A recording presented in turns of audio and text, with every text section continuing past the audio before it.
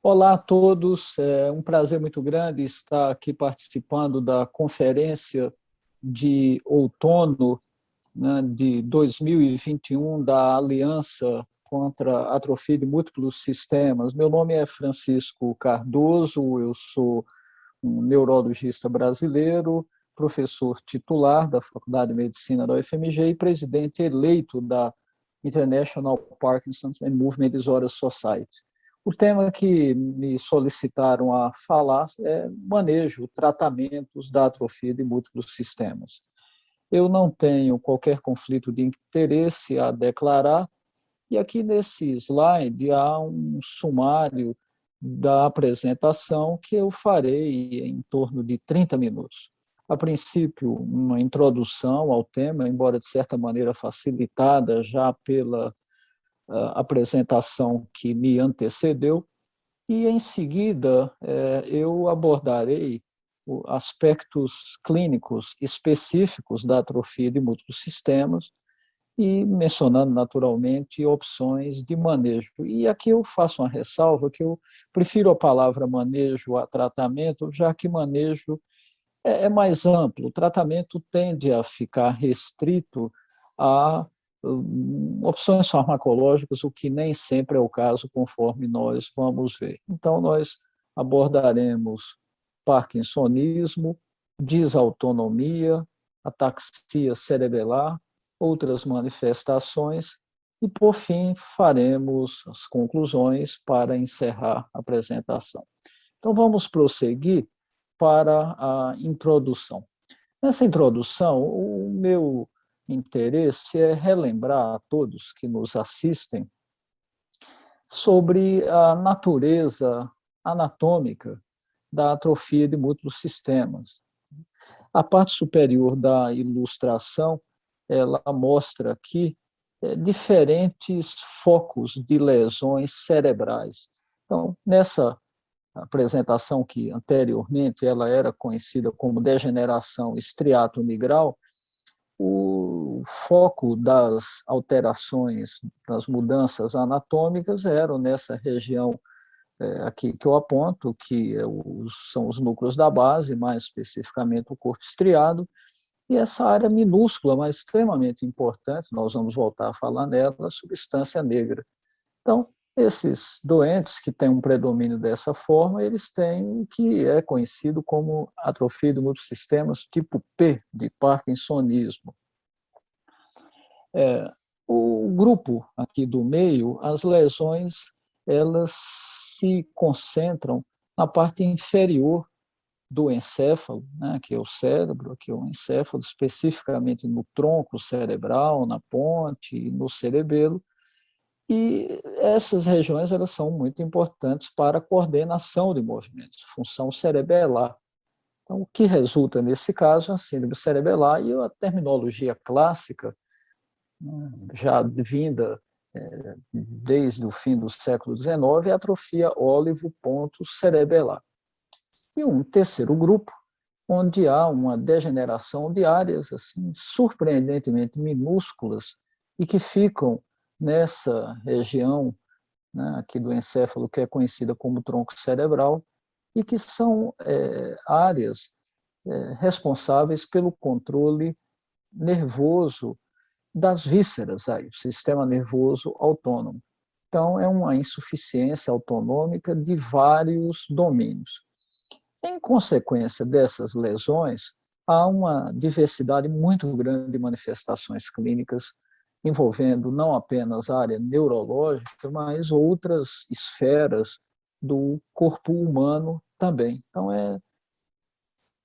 justifica bastante a expressão atrofia de múltiplos sistemas, ao invés do uso de terminologias mais antigas, como essas que eu apontei aqui, e como também a chamada síndrome de Scheidegger. Indiscutivelmente que Shai e Dreger fizeram descrição assim, que corresponde ao que nós hoje conhecemos como atrofia de múltiplos sistemas. Mas é preferível utilizar esse termo mais moderno, porque não apenas há esse envolvimento de diferentes partes do corpo, mas também essas lesões elas confluem, e a maioria dos doentes, após um determinado período de tempo, eles vão ter lesões envolvendo esses 3 grupos de estruturas. Então, sob o ponto de vista cerebral, isso aqui pode ser chamado também de atrofia de múltiplos sistemas. Então, é importante ter isso em mente, porque o que nós faremos a partir de agora é, de certa maneira, dissecar, separar essas diferentes manifestações e nós iremos a cada uma delas e discutindo opções de tratamento, opções de manejo. Então, vamos ao manejo do parkinsonismo. Apenas relembrando que aquela estrutura minúscula que eu apontei no tronco cerebral, a chamada substância negra, ela é indispensável para a produção de dopamina. Ela é a grande produtora de dopamina. Esse tipo de exame é uma cintilografia cerebral, tendo como isótopo uma substância que se chama TRODAT, ela marca áreas cerebrais que são importantes para a função e para a transmissão desse neurotransmissor, a dopamina. Então, esse lado aqui, que é o lado esquerdo, isso é invertido, né, a orientação radiológica, é muito brilhante, é uma área que ela está basicamente normal. Mas esse lado daqui, é possível perceber que é menos intensa a coloração do que o lado oposto, de maneira que, com isso, há uma deficiência de dopamina. Esse é o ponto desse slide. Parkinsonismo corresponde à deficiência de dopamina. Agora, há uma particularidade na atrofia de múltiplos sistemas, que é o fato de que não há apenas um problema na produção de dopamina, mas os locais onde a dopamina age, os chamados receptores, eles são comprometidos em 2/3 dos pacientes, de maneira que, nesses 2/3, o efeito de tratamentos com reposição de dopamina, ele é muito limitado, ou às vezes inexistente. Então, essa é uma diferença, por exemplo, da atrofia de múltiplos sistemas para a doença de Parkinson, que é o protótipo da enfermidade onde há uma carência dessa substância. Então, esse é um primeiro ponto aqui importante. E aqui é uma ilustração das áreas responsáveis pela produção de dopamina. O que nós vimos brilhante era isso aqui, então vejam que tem a dopamina, aqui a fenda sináptica e o neurônio onde a dopamina age, e aqui são os receptores que eu havia mencionado. De modo geral, tem receptor tipo D2, tipo D1. O agente fundamental para repor essa dopamina é a levodopa, que ela se transforma na própria dopamina, que é então liberada, são esses pequenos pontos amarelados aqui, né, e atravessa essa fenda, esse espaço, e atinge os receptores. Mas há substâncias que também auxiliam essa transmissão da dopamina, que, por exemplo, benzerazida e carbidopa, elas impedem que a levodopa ela se perca fora do sistema nervoso central. Mesma maneira ocorre com inibidores da CONT, como a entacapona, que existe no Brasil, a picapona, que é uma droga não existente, a tolcapona, que já houve e foi retirada aqui do nosso mercado. Mas pode haver também outras substâncias que agem em relação à dopamina, mas já dentro do próprio cérebro.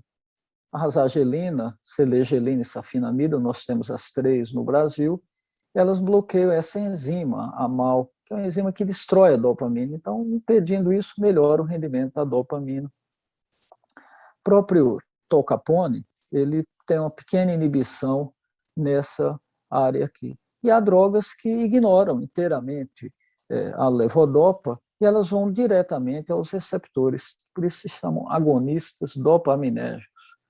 Pramipexol, que existe também no Brasil, o ropinirole, que nós já tivemos e não há mais, o piribedil, a apomorfina, que não há, mas a rotigotina, que tem a particularidade de ser um adesivo. Então, o profissional, né, envolvido com tratamento, né, e manejo de pacientes com atrofia do multissistema tem todos esses recursos farmacológicos que podem ser utilizados a depender do contexto em que o paciente se encontra. Né? Não é o objetivo aqui da nossa apresentação fazer uma discussão pormenorizada de situações em que cada uma dessas substâncias seja usada. Mas vale aqui ressaltar que é o arsenal terapêutico mais amplo existente na atrofia de múltiplos sistemas, são as drogas que têm a ver com a transmissão dopaminérgica. Eu acrescentaria um aqui também, que é a amantadina. Ela não é incluída nessa ilustração, mas ela, de alguma maneira, ela aumenta essa liberação da dopamina, além de ter alguns outros efeitos também, um agente que frequentemente é utilizado em Parkinsons atípicos, que inclui a atrofia de múltiplos sistemas. Agora, é importante dizer, né, ressaltar que, infelizmente, esses receptores, se eles forem lesados, como frequentemente o são na atrofia de múltiplos sistemas, isso limita bastante a resposta, né? E um outro ponto a ressaltar também, que por vezes há um cenário mais favorável no início, mas com a progressão da doença se perde, então, essa capacidade de responder na medida em que a lesão envolvendo esse setor aqui. Como eu havia dito, né, 40% no máximo dos pacientes vão responder, podem ocorrer efeitos colaterais, então é preciso que quem usa essas medicações fique atento. Isso não quer dizer que é uma situação assustadora, proibitiva, mas as pessoas devem entender isso, porque na eventualidade de ocorrerem, como movimentos involuntários, como alucinações, especialmente visuais, piora do controle da pressão arterial, isso precisa ser comunicado ao profissional, né, médico que fez a prescrição. E, por fim, importante, não há qualquer tratamento cirúrgico nesse momento que produza benefício a pacientes com atrofia de múltiplos sistemas. Pelo contrário, esses procedimentos são contraindicados porque eles resultam comumente em inconvenientes, por vezes irreversíveis. Desautonomia. Então, ressaltando o que nós já havíamos, de certa maneira, mencionado previamente, essa expressão se refere a uma perda da capacidade de controle nervoso do sistema nervoso autônomo, que é aquela porção do sistema nervoso, e perdão por falar tantas vezes a palavra sistema nervoso, mas envolvido no controle das vísceras, né? Isso cria realmente uma sintomatologia muito diversificada e muito incapacitante nesses doentes, como nós vamos ver. Como isso é muito amplo, né, e em razão do tempo aqui que nós temos, a minha opção foi focar nas alterações que são mais significativas. E, sem dúvida, que a mais importante é a perda do controle da pressão arterial. Não tanto quando o indivíduo fica parado, sentado ou deitado, mas ao fazer uma mudança na postura, especialmente ao erguer-se, há uma tendência da pressão arterial a baixar e que ela é contrabalançada por uma ação do sistema nervoso autônomo. Essa ação não acontece com eficiência na atrofia de múltiplos sistemas. Então, essa pressão arterial ela tende a cair bastante, como já foi discutido. E isso é muito problemático, porque as pessoas podem ter sintomas muito variados, podem chegar até quedas também.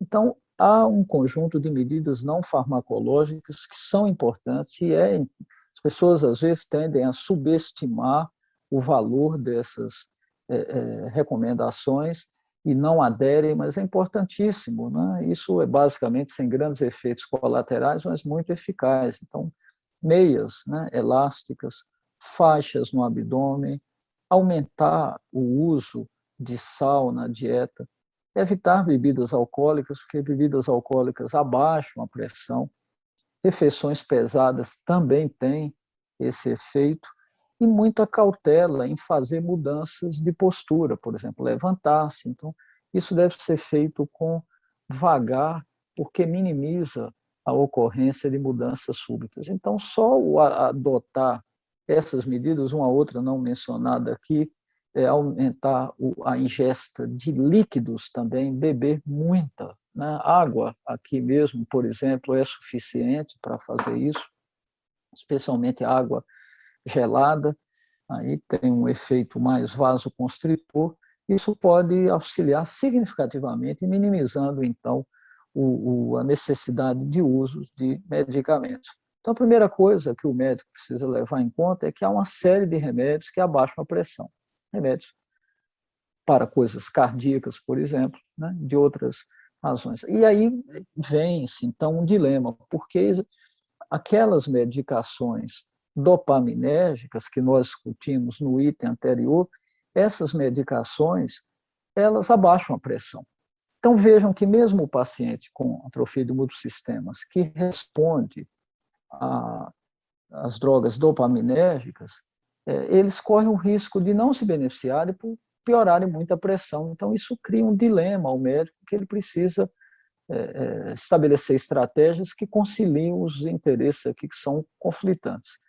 Então, há drogas disponíveis que podem ajudar isso. A fluorocortisona é disponível no Brasil, mas a midodrina e a droxidopa, elas não se encontram, né, no mercado brasileiro, então, mas, por exemplo, nos Estados Unidos, né, em alguns outros países, existem, né, e é preciso sempre evitar essas mudanças posturais rápidas, então, mais uma vez, eu ressalto aqui essa importância, né, de se seguirem essas medidas não farmacológicas que eu havia descrito anteriormente.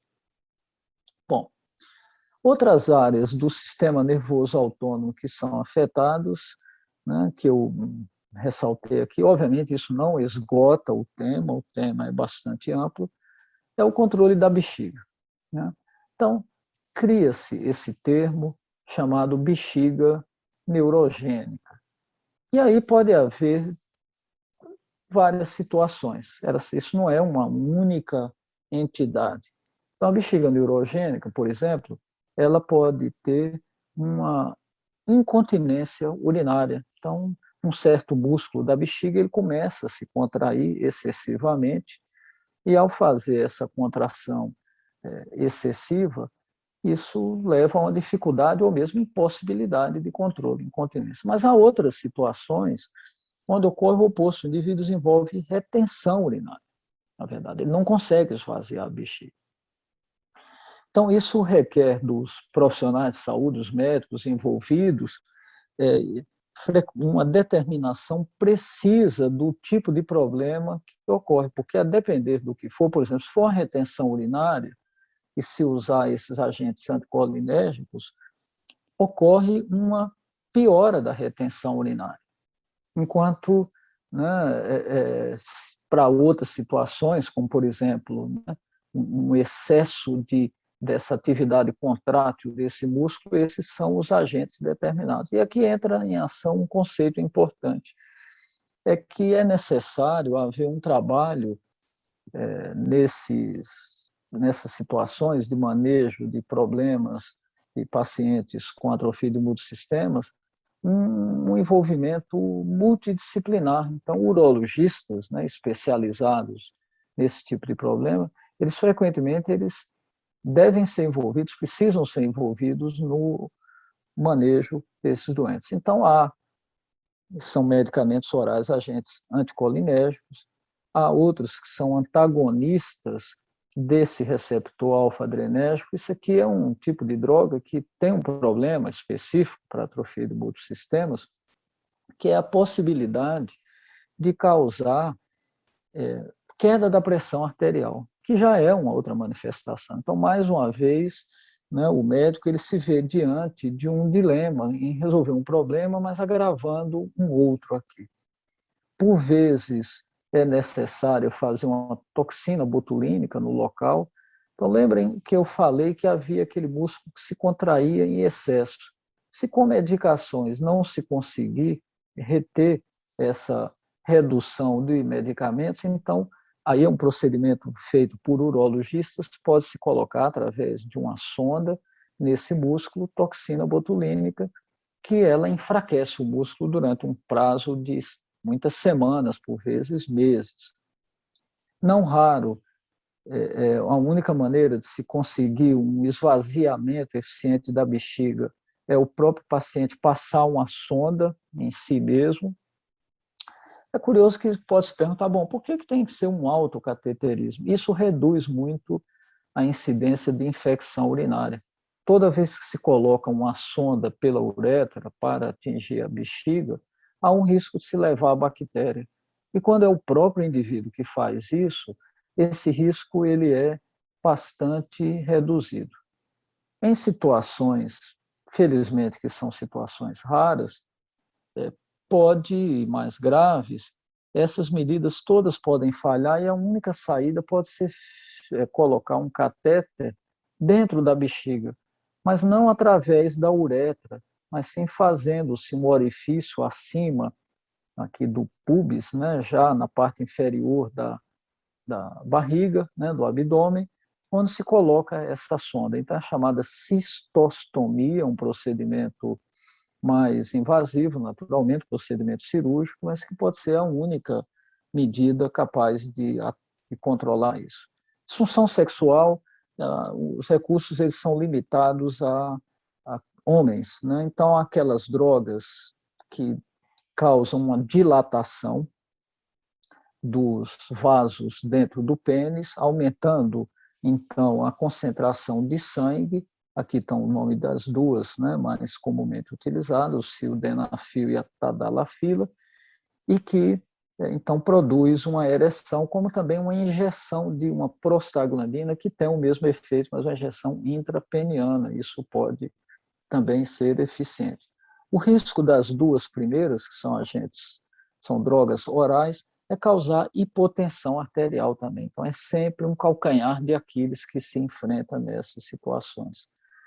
Agora, a ataxia cerebelar é um sintoma particularmente desafiador, uma manifestação desafiadora. Primeiro, que causa muitos problemas, como foi discutido na aula de manifestações clínicas, desequilíbrios, quedas. Né? Tem um lado que se pode dizer assim, de uma certa positividade, é que os indivíduos que têm um predomínio de ataxia cerebelar, o curso da doença tende a ser um pouco mais benigno, mais brando. Mas o lado muito negativo é que, basicamente, não existem medicamentos ainda disponíveis que sejam capazes de melhorar esse sintoma. Então, o tratamento ele é um tratamento não farmacológico. E aqui entra em ação, então, reabilitação. Esse é um estudo publicado há não muito tempo atrás e que, na verdade, ele faz uma junção de 17 outros estudos de análise, né, de uma avaliação dessas pesquisas anteriores. O que se refere aqui são modos de se avaliar, né? Então, por exemplo, o SARA, o ICAS, a intensidade da ataxia. E o que eu quero chamar a atenção, né, de quem assiste essa apresentação é que aqui embaixo é a porcentagem de melhora que esses métodos dão. Então, por exemplo, nessa escala, o ICAS, que é uma escala muito conhecida, um treinamento de coordenação e equilíbrio produziu uma melhora aí de 25%, né, aproximadamente.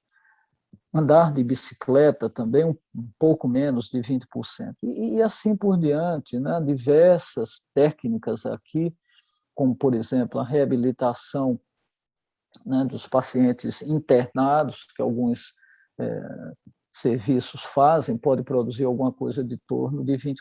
Então, eu, além de comentar aqui, chamar a atenção que, infelizmente, apesar de um ou outro estudo de medicamentos para diferentes tipos de ataxia, já que a ataxia não é só em atrofia de múltiplos sistemas, né, sugerirem benefícios de uma medicação, o fato é que não há qualquer medicamento nesse momento que tenha um efeito consistente e benéfico para a ataxia cerebelar.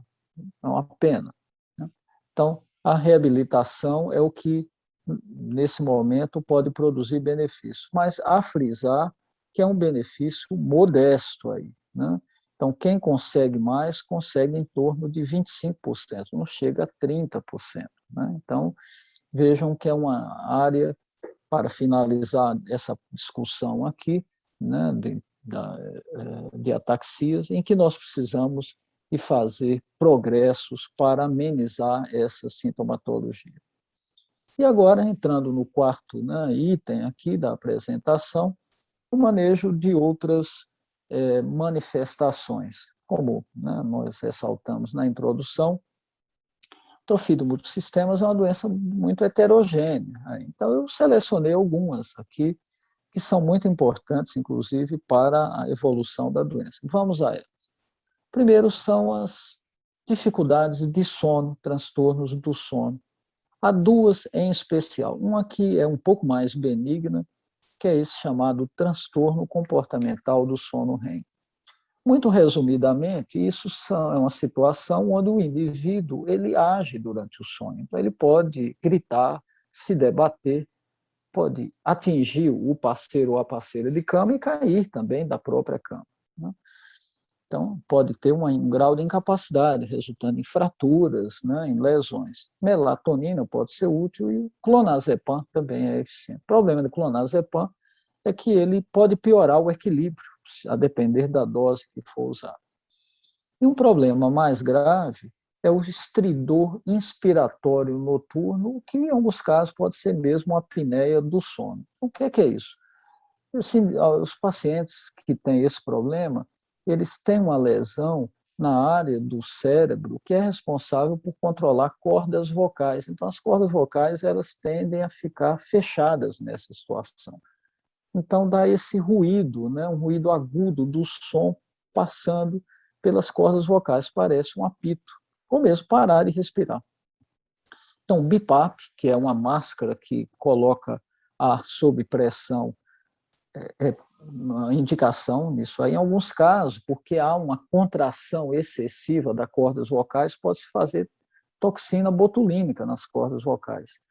E em situações muito graves, o indivíduo pode morrer no sono, né, infelizmente, em consequência desse problema, traqueostomia, né, um corte aqui na traqueia, porque evita a laringe, que fica acima, e é onde há o problema, né, dessa disfunção nervosa que produz essa dificuldade, pode ser a solução, mas infelizmente é uma solução muito radical, pode salvar a vida das pessoas, mas pode ser bastante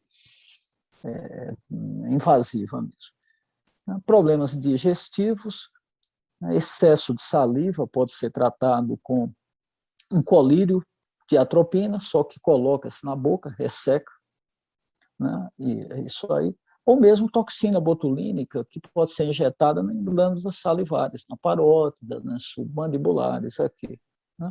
Essa cialorreia não apenas é algo que socialmente chama atenção, mas isso dificulta a fala, dificulta a deglutição e favorece pneumonias. Então, é um sintoma que merece ser tratamento também. E o mais temido de todos é a disfagia, dificuldade de engolir. A princípio, usa-se fonoaudiologia, medicamentos, infelizmente, não são úteis, com espessante, né? Espessante é uma substância que ela é neutra em sabor, né?